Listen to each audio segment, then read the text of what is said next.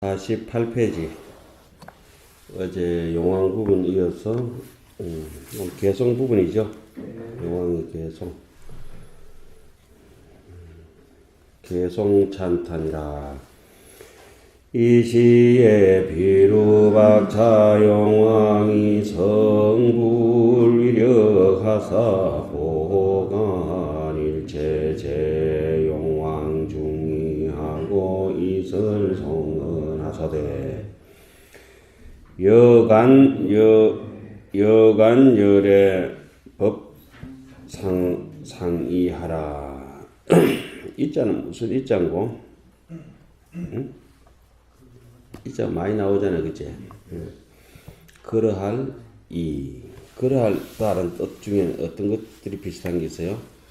그러할 연자, 자연, 법연, 상연, 다 똑같은 말씀이죠. 너 관찰해봐라. 열의 법은 상이하다. 항상 그러하다. 어떠하냐? 일체 중생이 함이하사. 일체 중생들을 무슨 함자? 모두 함자. 함자, 개자, 실자, 동자, 그제? 다 똑같은 뜻이죠. 모든 중생들을 함께 이익되게 한다. 다 이익되게 하시오. 능히 대자로, 대자 애민역으로, 대단히 자비로우신 애민역으로. 부처님께서는 열애는, 다시 말하면 역사적인 열애도 뭐 당연히 그래 하셨겠지만은 실상 속에 있는 열애, 누구의 것이라고 할 수 없는 마음이라고 하는 이 열애, 본지풍강, 본심이라고 하는 거, 이것은 악독한 그런 탐진치가 업장이 소멸되고 나면은 바닷가의 모래알처럼 수많은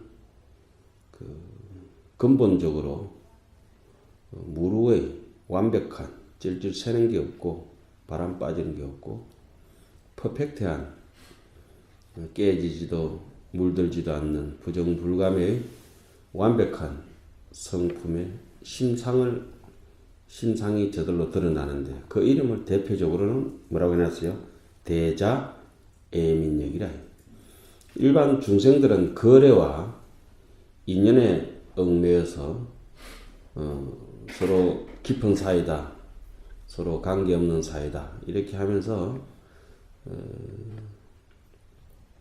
서로 주고받는 물건이 달라지고 마음의 정이 달라지고 하지만은, 부처님 입장에서는 대자 애민역, 조금 전에 나왔던 일체중생 함이 이렇게 되잖아요. 이런 것은 어상스님께서 60하음경을 법성계로 잘 분석해서 사상적으로 하음의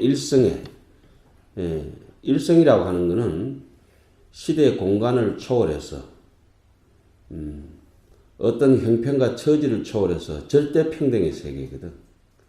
절대평등. 그 일성의 입장에서는 뭐라고 법성계에서 해석을 해놨냐면, 법성 자체가 일성이거든. 법성. 그것이 뭐 인성이 좋으니 나쁘니 이런 정도가 아니잖아요, 그죠? 뭐 개성이 있니 이런 걸 인정하지 않고, 법성이라고 하는 것은 공통 분모를 가지고 있는 인인의 그런 심성을 얘기하는데, 거기서는 무연선교 창력이라 이렇게 말씀하시는 거예요. 무연대비라. 인연 없는 중생에게 주기가 참 힘들거든. 저놈은 내 동창이니까, 저 양반은 내가 사랑하는 여인이니까, 우리 부모님이니까, 뭔가 하나 이렇게 꼭지를 갖다 대가지고 생멸법에, 유의법에 그냥 착이 붙어가지고 우리는 서로 마음을 쓰고 물건을 쓰고 하잖아요. 그것이 이제 다 떨어져 버리고 나서 여기서는 물론 그런 분들도 애민이 여기가 되겠지만은, 그거 이상으로 남을 남으로 여기지 않고, 또 자기의 그런 아집을 자기라 여기지 않고, 그런 아집과 인아집과 법아집의 세계를 떨쳐버린 사람들, 이런 사람들은 어디 수행을 해서 얻어지는 것이 아니라, 이 자비심이라고 하는 것은 본래 원성실성이라 원만하게 실제적으로 이루어져가 있는 성품이라. 있느냐? 절대 없기 때문에 가능하다. 이런 얘기를 참 어떻게 보면 이율배반적으로 항상 이제 불교에서 강조하고 있는 말이죠. 대표적으로 반야신경은 어떻게 얘기합니까? 조견에서 처지와 형편을 인연을 살펴보니까 조견 5원 개공이다. 정신과 물질이 텅 비었음을 알기 때문에 법성이 공한 줄 알고 보시바라미를 행하고 법성이 공한 줄 알고 지게바라미를 행하고 이무소득고라. 그죠? 아무것도 얻을 바가 없는 까닭으로 뭐가 가능합니까? 대자애민역이 가능하다. 근데 가까이서 요즘 이제 어떤 참 어른 스님을 잘 관찰하고 있는 그런 입장인데, 보면 어제도 잠시 내 언급을 했지만, 이 선정삼매에서 자기의 그 업장을 놓치지 않고는 그러한 그 삶의 형태가 나오지 않거든. 내부터라도 내 방에 하나 이렇게 뭐 과일 하나가 있든지 돈 하나가 있든지 이것이 남이 가져가든지 남 주는 게 그렇게 쉽지가 않아요. 콩 한 쪼가리, 실 한 쪼가리라도 쉽지가 않다. 그 남의 허물을 잡을 것이 아니고 여러분들도 여러분 자신을 한번 돌아보라. 법당에서 뭐 보신 문제만 나오면 예민하거든. 선생님, 이제 인원수가 좀 작으니까 5만 원 더 가져가야 되겠습니다. 그런 소리 들을 때마다 에라이 썩어 빠진 놈이라고. 썩어도 제대로 썩어야 젓갈이라도 되지, 그제? 잘못 썩어버리면 그거 뭐 쓰레기밖에 안 되잖아. 완전 썩어 빠진 정신 상태지. 돈을 돈수로 해가지고. 여기서 무연대비라고 할 때 그냥 나오는 정신이 아니라 뭐가 갖춰져야 되겠어요? 바깥에 업장 소멸이 되고 정도의 진여 삼매의 길로 왔을 때 이것이 가능합니다. 부처님은 대자애민력으로 대자비로서 힘을 삼고 온 동네 애들 젖꼭지 다 물려준다 이거지. 예? 그것도 사자저절. 한경에서 사자유라하고 이렇게 얘기하죠. 사자의 젖. 그건 내가 또 법문할 때 한 번씩 서재 여우 쪽제비 같은 놈들이 사자 젖꼭지를 어떻게 물 수 있겠냐고. 한경에 귀 안 들어가. 저거 어떻게 한경 보냐고. 허망하게 생각하지. 하나의 그림에는 틀림없지만 소나무 껍질도 되게 짜가지고 편작 하타를 만나면 좋은 명약이 되는 거예요. 에? 풀뿌리 하나라도. 이 강의하고 이런 군더더기에 어지러운 잡초 이런 얘기를 듣고도 내인대는 얘기해가지고 어떤 사람 알아들었다는 사람도 있고 뭐 강의 괜찮습니다 하는 사람도 있고 그렇지만 그건 입에 발린 소리야. 내 문제는 절대 아니야. 내가 아무리 여섯 명강의를 하고 한경에 아무리 좋은 게 있다 하더라도 받아들이는 사람이 목구멍으로 안 넘어가고 귓구녕에 안 들리면은 끝이야. 그치? 그런데 인류라고 하는 거는 삼류, 포르노 영화를 보고도 부처님 경전처럼 자기의 삶을 깨달아가는 것이지. 무연대비심이라고 하는 거는 그냥 나오는 게 아니거든. 여기서 부처님은 대자애민력으로 힘을 삼고, 그럼 정치인들은 왕이나 대통령이나 정치인들이 뭘로 힘을 삼다 했죠? 여러분들 기신론 같은 데 나오지? 첫 구절에 원효스님이 얘기하는 거 있어. 아만으로 힘을 삼는다. 구세 대비자와 생무예자재하신 최성의 변지시며 생무예자재 구세 대비자 그거 해석할 때 원효스님이 그렇게 해석하셨지. 누구야? 용수보살의 해석을 빌려가지고 정치인들은 아만으로 힘을 삼고 그 권력이 높은 사람은 당연히 뭐 구청장으로는 뭘 힘을 삼겠어요? 아만으로. 국회의원도 아만으로 힘을 삼게 되고 그리고 방장은 뭘로 힘을 사고 선정 삼매라고 힘을 삼는 게 다르잖아요. 그죠? 아라한은 선정 삼매로서 힘을 삼고 우리 수행자는 인욕으로서 힘을 삼고 아주 소갈이 자잘머리 긋고 잔정에 끄달리고 그런 뭐 이뻐해 주는 거 좋아하는 그런 여자들 분칠이나 하고 이런 사람들은 뭘로 힘을 삼는다? 질투로서 힘을 삼고 어린애들은 힘이 유약하고 능력이 없고 스스로 그럴 힘도 없고 경제활동도 못하다 보니까 자기 요구하는 뭐 먹을거리라든지 장난감을 요구할 때는 뭘로 힘을 삼아요? 우는 것으로 힘을 삼고 중이 돼가지고 질질 짜가지고 5만 원 더 보시 올려달라든지 이런 건 어린애 같은 소리 미숙한 놈들이지. 그리고 중이 돼가지고 다른 도반들이라든지 다른 사람들의 수행력을 갖다가 시기나 질투하고 이런 거는 기집애 같은 놈들이지. 아주 싸가지 없는 놈들이지. 중이 돼가지고 잘 참지도 못하고 지저분하게 도둑질이나 해갖고 거짓말을 해갖고 이렇게 인욕 지게바람이 제대로 안 되면 그 수행자가 아니고 도둑놈이지 뭐예요. 어제는 뭐라 했죠? 중은 노는 자체가 범죄다. 노는 입에 염불하고 경전보고 수행하고 어떻게든 여러분들 노력하세요. 내가 뭐 여러분들이 뭐 다른 패들하고 비교해서 비교 우위에 있지만 스스로 하고 비교를 해봐야 돼. 출가할 때 어제의 나, 또 오늘의 나, 그리고 건강도 항상 조심하고 상강내라 해가지고 또 시작했다고 꿀 앉아가지고 몇 번 세 번 절한다고 다리 또 인대 끊어진다 쑥 빠져버렸어. 찔뚝찔뚝. 그런 거 소홀하면 안 돼. 내가 어릴 때 그거 젊을 때 힘 좋다고 막 쫓아다녔는데 다리 다 끊어져. 이 모양이 뭐야? 모양 빠지게. 여법하면 좋지. 근데 이런 게 전부 너무 힘을 많이 쓰고 완력을 너무 써놓으니까 이렇게 나중에 이제 몸이 무너지고 이런 폐단이 있는 것이라. 정신적도 마찬가지지만 질투하지 말 것, 질질 짜지 말 것, 또 뭐지? 잘 참아낼 것. 또 하나는 뭐야? 선정삼매를 반드시 성취할 것. 에? 그리고 끝내는 대자 대비심으로 구경열반, 마음에 보덕기는 거 없이 남들하고 잘 어울릴 것. 자, 열애께서는 법이 항상 그러하다. 뭐 어제 있다가 오늘 있다 그런 것들이 아니고 어떠냐? 항상 뭘 했다? 일체 중생을 마음에 드는, 내처럼 마음에 드는 하기만 위한다 이런 게 아니고 어때요? 부처님은 싹 다 위한다. 그래서 사실은 깨달음의 분상에 있어서는 여러분들이랑 내나 이게 생멸의 서위에서 이렇게 놓지만 다 도반이야. 여러분들 중에 내보다 훨씬 마음 쓰는 게 정직하고 뛰어나고 이런 사람이 있다고. 그 사람을 존경하지 않으면 어떻게 할 거야? 이 법이 다 무너지고 마는 것이. 이 문중에는 이오로 위치기라. 발이라고 하는 거는 뭐냐 이게 허산. 이 발자가 무슨 발자? 많이 보던 발자지. 네. 발고 여락 할 때 그 사람의 가슴에 박힌 못을 확 뽑아주는 거야. 못은 아무리 뽑아도 못 뽑아. 아무리 박아도 못 박아. 뭘 해주면 발고 열악 즐거움을 줘야지. 피외 그 사람에게 피외 도 떡칠해가 있고 두렵고 쭉 빠져가 있고 추락해가지고 타락해가 있는 거에 정신적으로 한 수령에 그냥 저기 범위 같은 놈 봐라 얼마나 저 진흙탕 꼴속에 처박혀 있냐. 연불만 거룩하게 하지. 빨리 빠져나와라. 어디로? 우리 해살처럼 해살이 어디 수령에 빠지겠냐. 해살이 어디 바람에 흔들리겠냐. 그냥 죽은 그냥 해살처럼 환하게 빠져나와. 자, 일체 중생이 종종 별어, 일체 중생이 가지가지 다른 것을, 가지가지 다르지.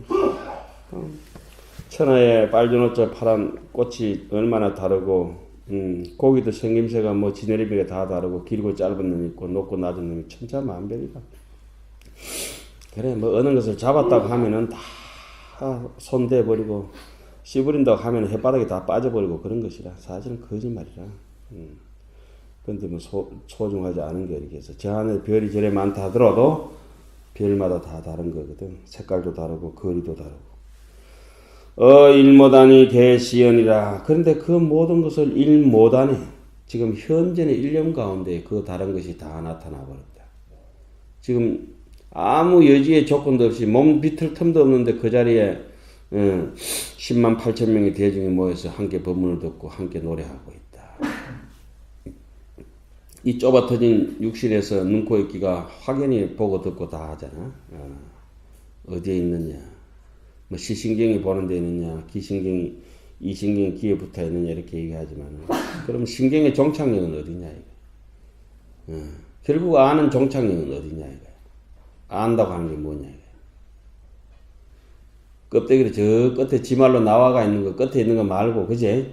파고 들어가서 그 안을 뒤바져 볼 때, 도시 안이 없다는 걸 이제 대충 이제 여러분들도 강의 들어서 짐작은 가고, 그걸 모르는 것에 대해서 부끄럽게 생각하고, 그게 나의 모습이란 걸 알고, 그럼 시비가 끊어지고, 자꾸 인간성이 이제 회복이 되고. 인간성 회복이라고 하는 게 겉으로 뭐 도금칠해가지고 남하고 경우 맞추는 게 아니잖아요. 진심으로 우러난 거. 진실을 믿어버리는 거. 거기서 툭 터지는 거 발심이라고 하는 거. 어떻게 이렇게 친절하게 써놨냐, 이거. 일체 중생이 종종별을. 일체 중생이 뭐, 낱낱이, 여기서는 개별적으로 먼 중생들을 얘기해놨겠지만, 쫙 땡겨와서 내 몸의 입장으로 생각하더라도, 손발이 다른데 어떻게 동시에 그냥, 심장이 아프면 손발이 같이 저리고 아프냐, 이거야. 능경이 자세히 나오지. 이게 이제 하나냐? 하나는 또 아닌 것 같고. 근데 이것이 이제 열반경이나 그 법화경 얘기를 예를 들면, 나중에 툭 터지고 나면, 통하고 나면 육건이 호용이라.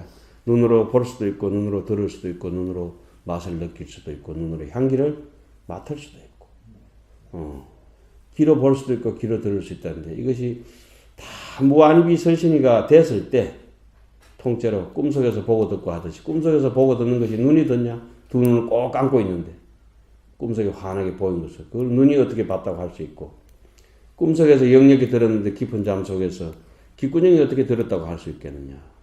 꿈에도 맛있는 거 냠냠거리고 먹지? 입도 안 벌리고. 그치? 쓰고 달고 다 꿈속에서 맛을 느끼잖아. 차고 더운 걸 느끼잖아. 꿈속에서 몸뚱이 없는데 몽신이 어떻게 그렇게 다 느끼냐 이거야.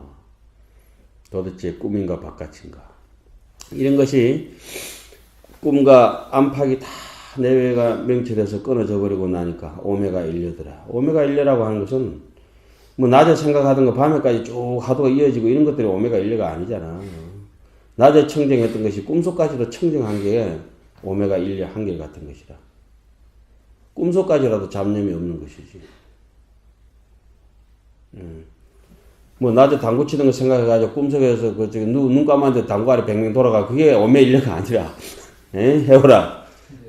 그게 가기는 너 바둑 두다가 그 낮에 뜨던 바둑이 밤에까지 그냥 꿈속에까지 찾아온 게 오메가 1료가 아니라, 낮에 바둑 둘 때 욕심이 없었고, 꿈속에 바둑 둘 때까지도 욕심이 없다. 그거 저기 서장에 잘 나오지? 육바라밀을 행할 때, 그 대서장에 나오잖아. 꿈속에 저기 육바라밀을 행한 것이 꿈 밖에서 행한 거 같습니까? 다릅니까? 하고 이래 묻잖아. 같냐, 다르냐? 에라이, 같다, 그래. 아무리 같아 봐라. 어떻게, 그게 묻는 자체가 어긋날 거지. 그 왜 삼돌장이라고 서장이 나오잖아. 돌, 누두불소라도 해가지고, 묻는 자체도 어긋나게 찢어져 버렸다. 여기 봐, 얼마나 자세하게 써놨어. 일모단이라고 하는 것은 일찰나고 하는 것이고, 일찰나라고 하는 것은 무념이야.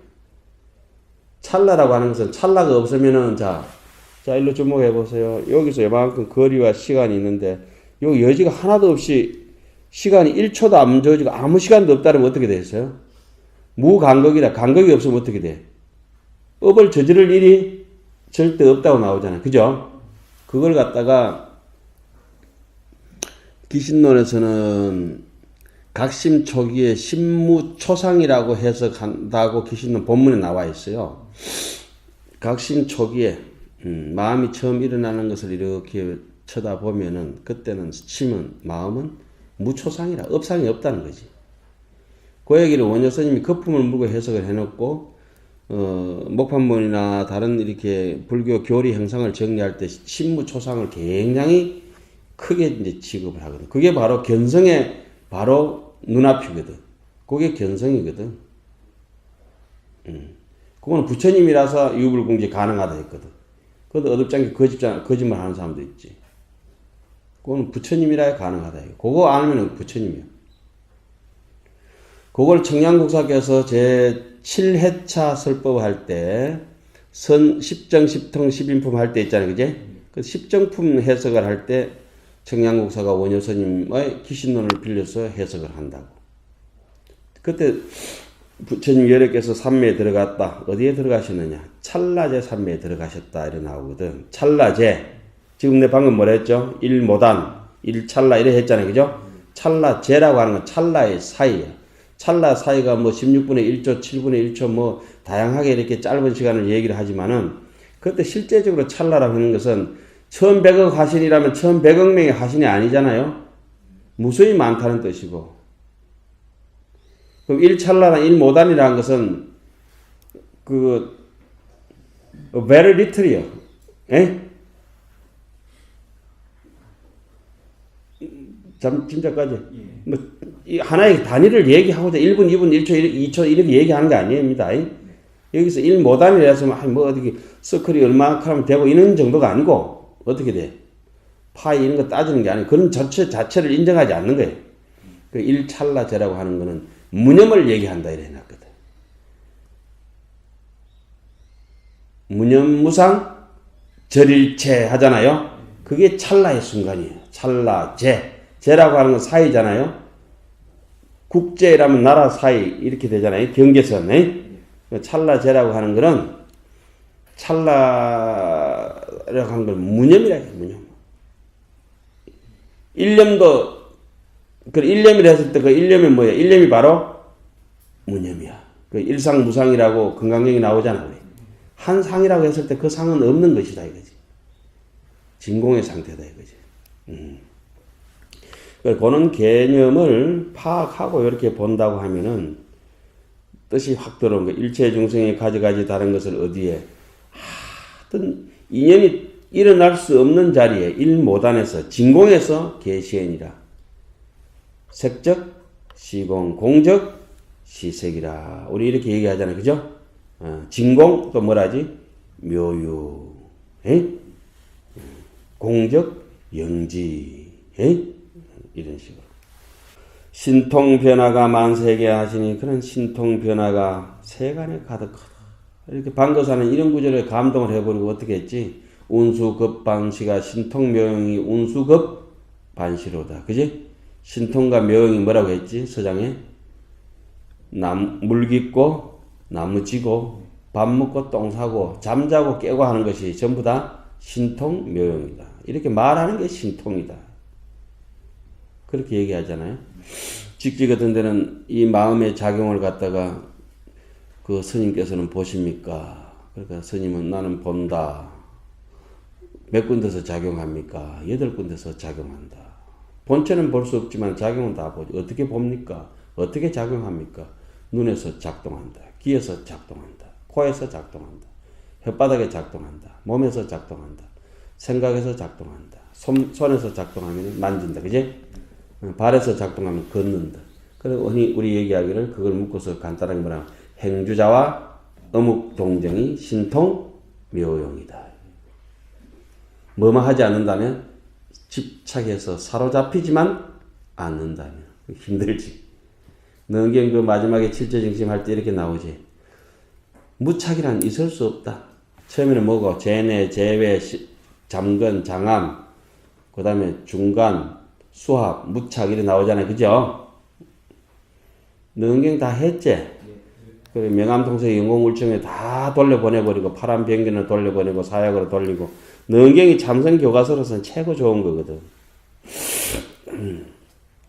마음을 알고 싶으면 능경을 자세히 보면 좋지. 그럼 뭐 그런 거 이 한경을 사실 한번 뚫어보면 능경이고 건강경이고 이론적으로는 다 따라와 버려. 반야신경이고 천수경이고. 이게 대경이야 대경. 특히 이게 이제 어렵다 싶으면 뭘 해야 되냐면은 원만한 거는 한경만큼은 안 되지만은 철두철미한 거는 한경을 능가한다 할 수 있는 기신론. 그 명대의 최고의 선성 감산덕정 스님이 오늘 아침에 스님 또 책을 한번 읽어보고 지금 새벽에 일어서 기신론 서문을 쭉 읽는데 이렇게 해놨거든. 옛날에 어상스님의 사제 현수법장스님이 기신론 해석했는데 너무 번다하게 해놔가지고 뒤에 후학들이 따라가기가 힘들어. 어린애들한테 뭐 전서 다 읽으라니까 읽을 수가 없어. 그러니까 내가 간략하게 해가지고 몇 개 요지만 추려서 이렇게 해놓는다. 다 읽으면 좋긴 하겠지만은 역량이 사람들이 되지 않고 이 불법문 중에 사람이 없어서 너무 적막하게 될까 싶어서 후손을 위해서 글을 남긴다. 감산덕정스님 알지? 감산덕정스님이 너 요번에 그거 가나? 어떤 너 남아선사 가나? 안 가나? 남아선사에 가면 육조현행스님이 딱 등신불이 있고 육조현행스님 자보처럼 있는 계신 스님이 감산덕정스님. 대선사로서 전부 다 강사들이 거짓말하고 엉터리를 해석하고 우리 학자들이 하니까 내가 해석해야 되겠다 싶어서 능경 해석 다시 하시고 기신론 해석 다시 하시고 자기 깨달음의 세계하고 그 이론서 서적하고 같이 해놨거든. 그 연지율사하고 그 다음에 그 보왕산매론 그 하신 분 지국대사 있지? 지국대사하고 감산 스님하고 명나라 그 주갱 여러분들 삼위유리 배웠잖아. 운소사 삼은 주갱집이라 하는 거 삼위유리.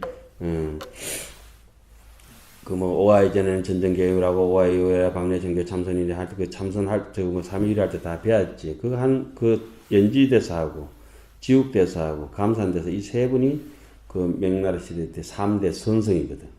우리 고려시대 3대 선성은 참고로 누구지?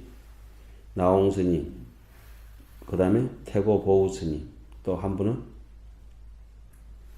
그 유명한 직지심체 요절 편집자, 임제 18대 후손, 19대 태고보우하고 사형사제지간이 되지. 백운 경안스님이야. 나는 백운 경안스님을 추종하는 파지. 지금 한국 간에서는 태고보우를 추종하는 파고. 백운 경안스님은 무심선을 주장했거든. 그래서 나는 그 오리지널 공부를 현전 일념이라고 하지. 서국 청공스님도 마지막에 법을 전해주면서 하도 하지 말아 했거든. 근데 우리는 또 하도 하지. 하도 안 시켜 보니까 또 공부를 안 하거든. 그러니까 할 수 없이 태고보우는 묻자 하도를 이제 시작해 들고 하고. 백운 경안스님은 무심선을 하다 보니까 그것이 중간에 이제 끊어지고. 그게 또 어찌 인연이 됐는지. 그래, 백운 경안스님 밑으로. 뭐 내가 그래 하는 건 아니고, 우리 방향스님 보면 그쪽으로 연결되어 있는 것 같아. 어떤지는 모르지 뭐. 이제 나도 이제 한 번씩 심심하면 이제 뒤스님이나 방향스님이나 이제 그 우리 저기 수자스님이나 참선 좋아하시는 분들 법문이나 좀 듣고 살림살이도 한번 보고 이렇게 하면 좋지. 법문사는 어찌 보면 저기 옆에 있는 다른 사찰에 비해서 큰 본사에 비해서 공부하는 어른들이 많아서 복이 있는 거예요. 그것만이라도 큰 재산이죠. 자, 얘기는 옆으로 한참 또 갔다 왔네. 짧게 하자 했더니 뭐